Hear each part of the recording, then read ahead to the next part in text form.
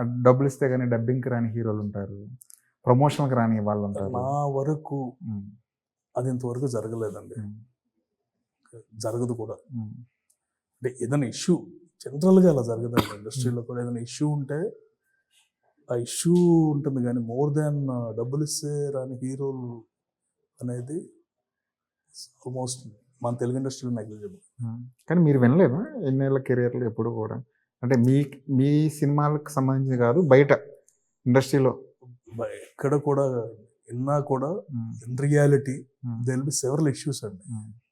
ఇప్పుడు నా హీరో డబ్బింగ్‌కి రాలేదంటే డబ్బులనేది లాస్ట్ ఇష్యూ ఉంటుంది. ఓకే. ఇది దానికన్నా మించి ఏదో ఉండుంటది. దానికన్నా మించి ఏదో ఉంటది అది మనకు తెలీదు. హ్మ్.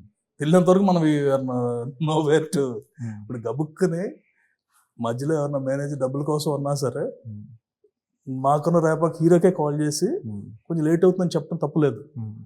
And they will no one is so greedy అండి. ప్రతి ఒక్కరికి సినిమా హిట్ కావాలి. అవును. అంతేగాని మన Telugu industry is far better. Hmm. మిగతా ఇండస్ట్రీ వాళ్ళతో డీల్ చేశాను. హ్మ్. అంటే పర్టికులర్ ఇండస్ట్రీ నేను ఇచ్చేయట్లేదు కానీ హ్మ్. దే ఆర్ సమ్ హీరోస్ హ్మ్. ఊరికి డబ్బుల కోసం చేసేవాళ్ళు ఉంటారు. హ్మ్.